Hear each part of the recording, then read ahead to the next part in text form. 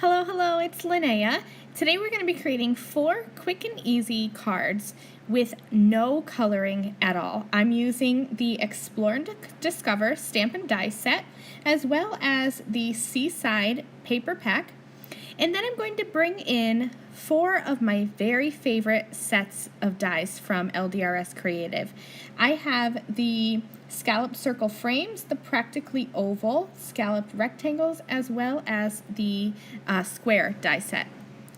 And I apologize that my camera is so zoomed in right now. I will realize it in the next frame, and so I'll zoom out so that you're not getting quite a close-up here. Here are some of the Seaside 6x6 papers. I'm just flipping through and picking out some of my favorite patterns. And I'm going to keep the color scheme of these 4 cards pretty much to white, blue, and red.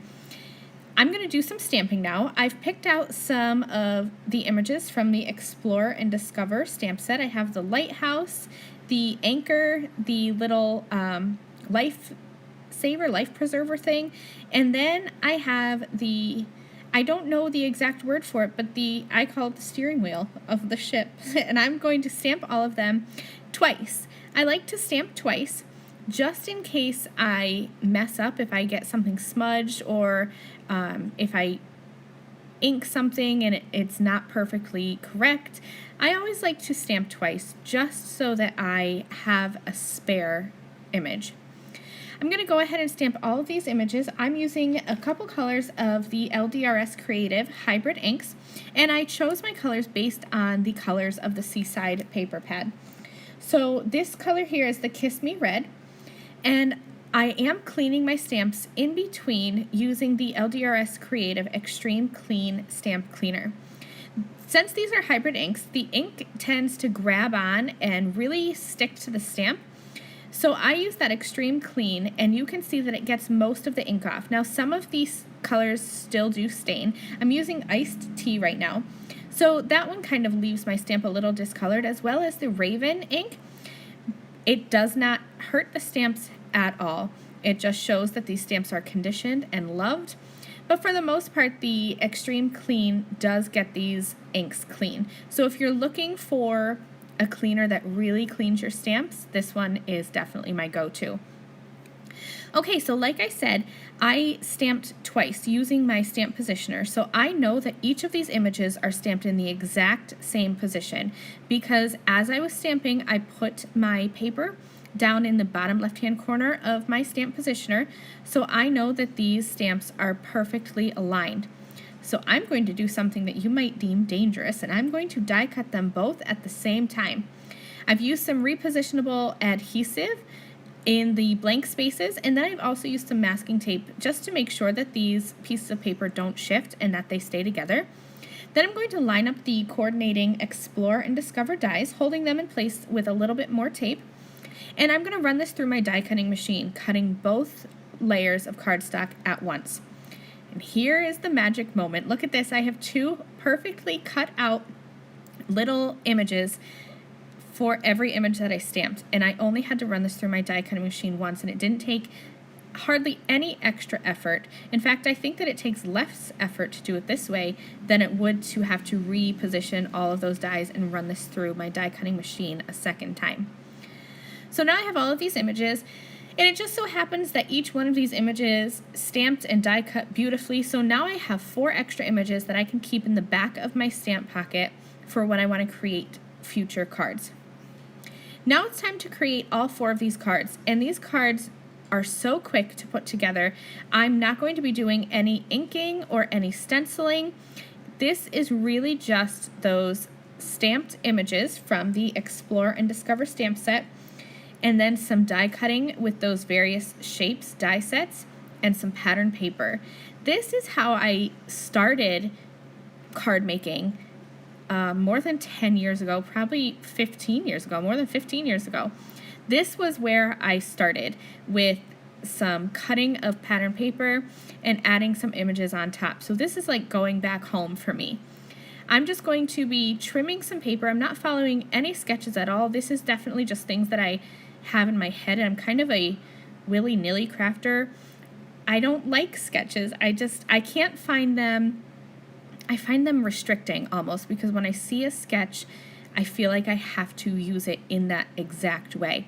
So I don't use them often, but I do have some basic shapes and line images in my head, I suppose. So for that first one, I just kind of kept everything running down the center. I had thin strips of cardstock running right down the center.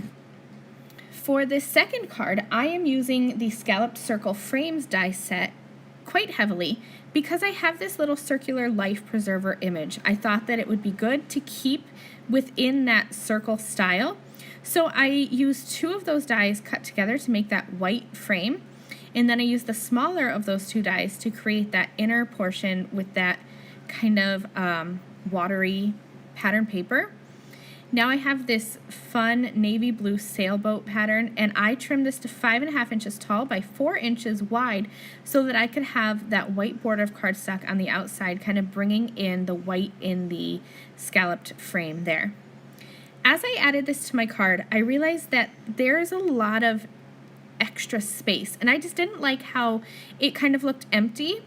So I took 2 smaller of those dies from the Scalloped Circle Frames die set and simply cut out another frame. So now it looks like I have stacks of paper when really it's all essentially one layer, because I have that frame and then nestled inside I have that watery cardstock, and then I just have another frame on top of that. But it looks like it has so much dimension. It's so fun. Okay, so let's go on to my third card. I'm going to use the lighthouse.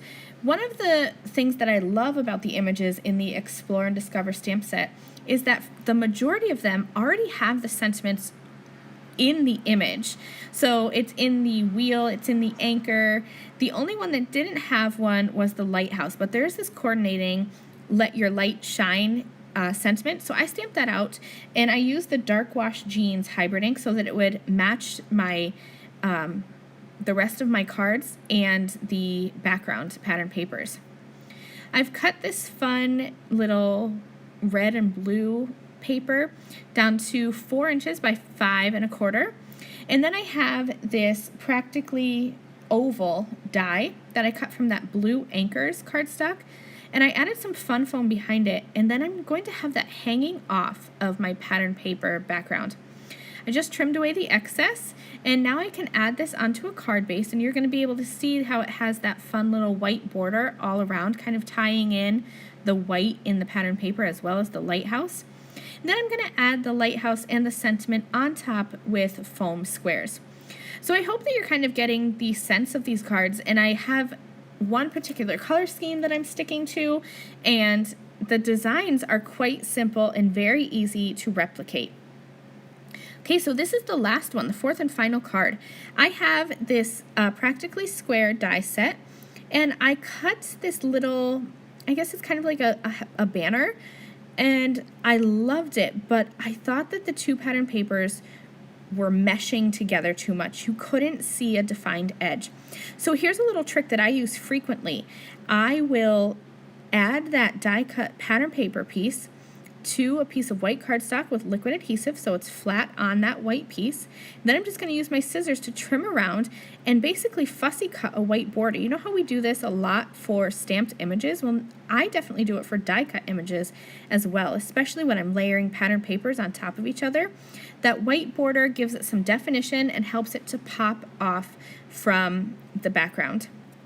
I have that brown colored steering wheel on here, and I thought that went well with those starfish in the background. So here are all 4 quick and easy pattern paper and stamped image cards. I would love it if you'd tell me in the comments which one of these designs is your favorite. I think I am in love with the lighthouse card. I love how that practically oval die just hangs off the edge. It provides a great focal point. Thank you guys so much for joining me. I will see you again really soon. Bye!